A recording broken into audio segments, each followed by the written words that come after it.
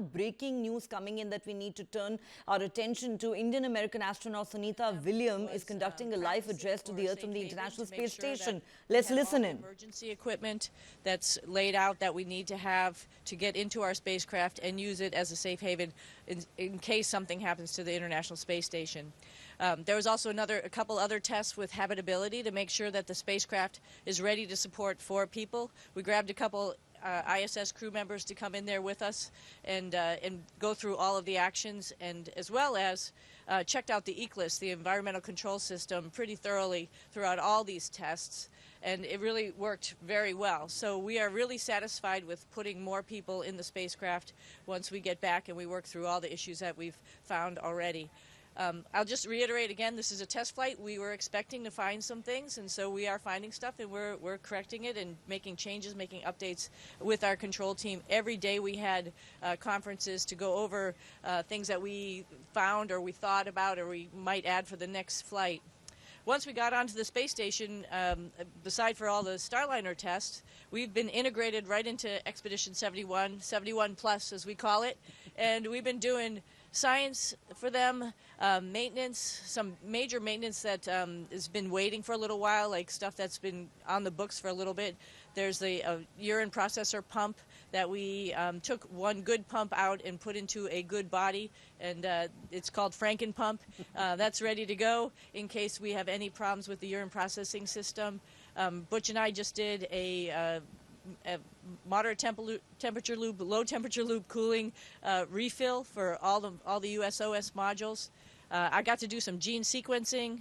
I think you got to do some other science experiments as well with a moon microscope that was 3D printed. So we've been thoroughly busy up here, integrated right into the crew, and every about once a week we get to jump into Starliner and talk to our control team there and work through all the new nuances that they're working very hard on the ground to make sure that we will be able to come home before too long. Over to you, Chelsea. That sounds great. Thanks, Butch and Sunny. Let's jump into some questions. We're going to start with Bill Harwood with CBS News. Butch, given what you just told us in your remarks, based on what you know today, how confident are you that the Starliner will get you home safely, given the known helium leaks and the earlier thruster issues? And as test pilots, are you satisfied you have a workable backup procedures in place if the normal deorbit plan cannot be executed for some reason? Thanks. Yeah, thank you. That's a good question, Bill, obviously. Yes, I'll say yes to all of those questions. We're absolutely confident. We've already, as Sunny mentioned, for Safe Haven, we had that test, not just the test, but also to do it for real when we had that possible conjunction a few weeks ago. And we got in Starliner, we were ready to go. Everything's in place as far as what we know now. That is a good point. We are actually doing thruster testing as we speak at White Sands, New Mexico, going through that process, trying to replicate what we saw on that flight day 2 when we were rendezvousing, and we're going to learn from that, and we're going to incorporate new processes, new procedures that we will employ if necessary.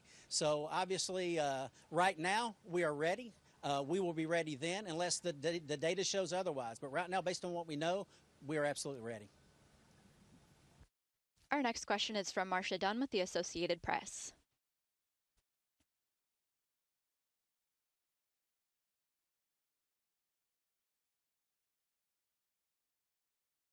Marcia, go ahead with your question.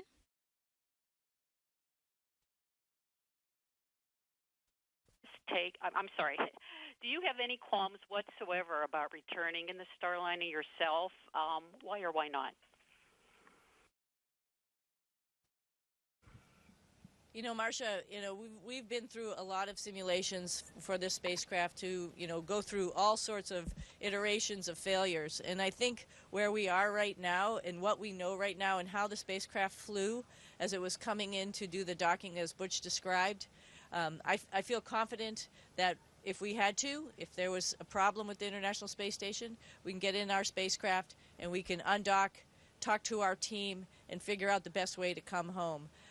yeah, like I said, we've practiced a lot, so I have a feeling, I have a real good feeling in my heart that the spacecraft will bring us home, no problem. But like Butch said, we're learning now to optimize our specific situation and make sure that we know everything about it. You know, if we just came home, we'd lose the SM, and then we wouldn't be able to go through all this testing and understand about our spacecraft. I envision that we'll still do testing when we undock and before we undock, actually, first to open the helium valves, and then secondly, once we undock, to make sure everything is working correctly as it's planned from what they found out during the thruster testing. So I have confidence, Butch has confidence. We're here on the space station with our safe haven of Starliner. And I will add this, that we were able to rendezvous and dock because of the team effort.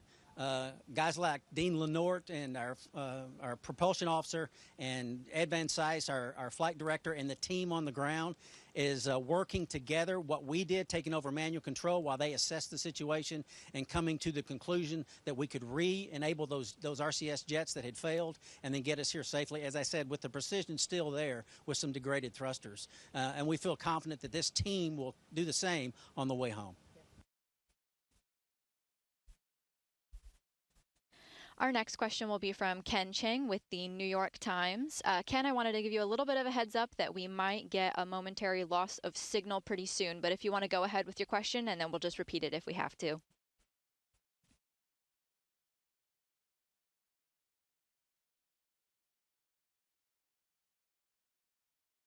ISS. Also, can you give us examples of what you might hear from the test at White Sands that would give you concerns about the safety of Starliner for coming back to Earth? Thank you. Hey, Ken, it does look like we lost them there, so I'll have you repeat your question once they get back online. Should just be a couple more seconds. I will take this time to remind everybody that we will have another news conference, a longer one this time, with NASA and Boeing leadership later today. So be sure to tune in for that as well. In the meantime, we'll wait for Butch and Sunny to come back to us from the space station. All right, Ken, do you want to repeat your question? Sure. First, I was saying, I imagine you're not complaining that you got to spend a few extra weeks at ISS. And second, I was wondering, is there anything that would come out of test? Can you give examples of something that would come out of test at White Sands that would give you pause about the status of Starliner and that for it being able to take you home safely? Thank you. Yeah, we are having a great time here on ISS. You know, Butch and I have been up here before, and it feels like coming back home. It feels good to float around. It feels good to be in space and work up here with the International Space Station team. So, yeah, it's great to be up here. So I'm not complaining. Butch isn't complaining that we're here for a couple weeks, extra weeks. I mean, your question is full of speculation. I really don't know personally exactly what could come out of there. That would give us a huge amount of pause. What we want to know is that the thrusters can perform. If whatever their percentage of thrust is, we can put it into a package that will get us a deorbit burn. That's the main purpose that we need the service module, to get us a good deorbit burn so that we can come back. You know, our OMAC thrusters, our bigger ones, we haven't really had a problem with them. So we are very confident in the deorbit burn capability with the number of OMACs that we have. It's just that attitude from the RCS thrusters. So, you know, with a little bit, if they are degraded, we'll find out if they really are degraded, what that combination is to get us the right attitude. And I think with the number of jets we have, we're probably going to find something really positive. So beyond guessing, I think that's as good as I'm going to give you as an answer.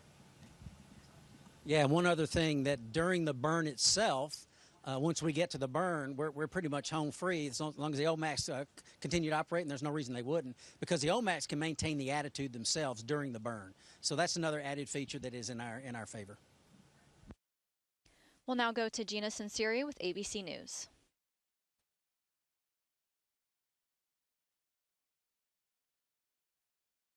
What did this hurricane look like from the space station, and how are your homes doing down here?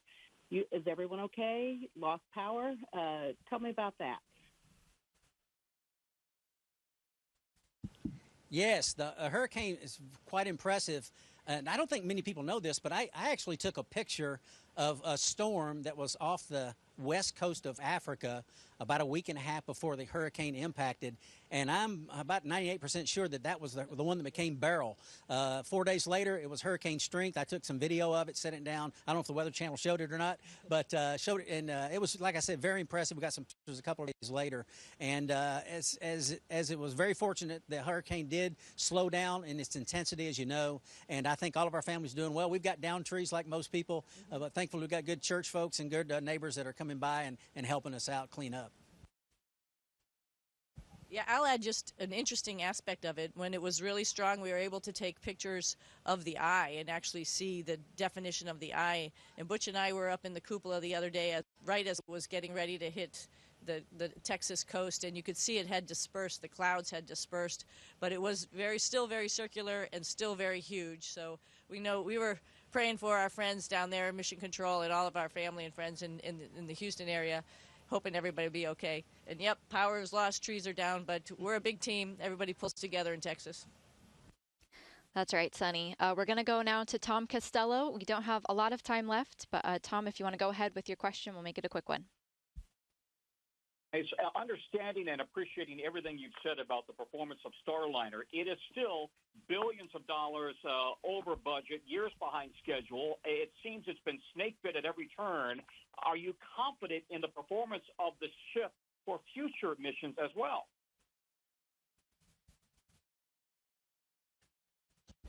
Yeah, that's a fair question. I can tell you that this is the world of test. This is a tough business that we're in.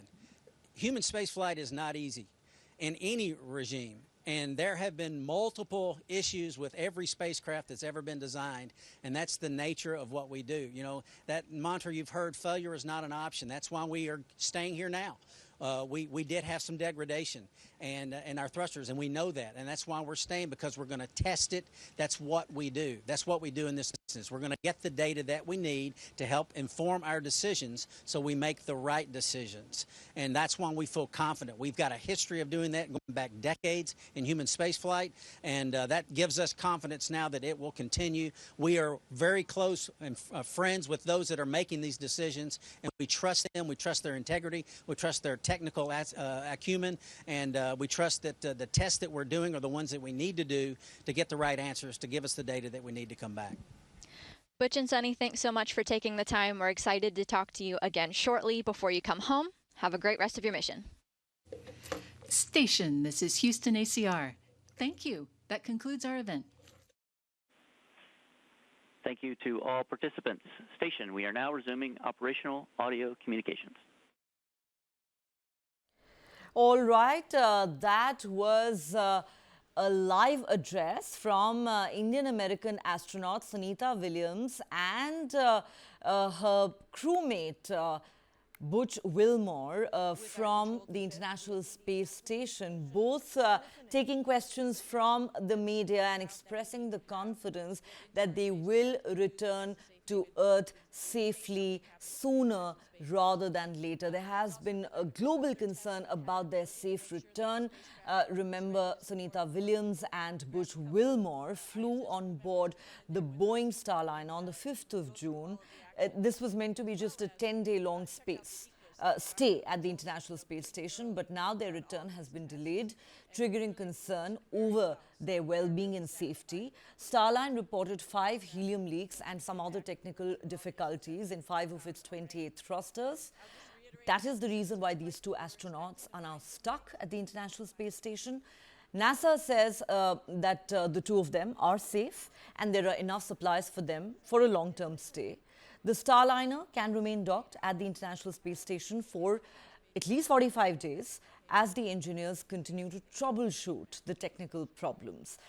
The worry is that a new date for the return of the astronauts is yet to be announced. NASA says Sunita Williams and Butch Wilmore have been living and working aboard the station on the 6th of June, since the 6th of June, contributing to the expedition crew's research and maintenance activities while helping ground teams collect critical data for long-duration Starliner flights to the orbiting complex. At the moment, of course, the concern is about their well-being and how soon they can safely be brought back to Earth. Efforts are being made, but you can imagine there's a lot of anxiety. But the two astronauts, both Sunita and Butch, their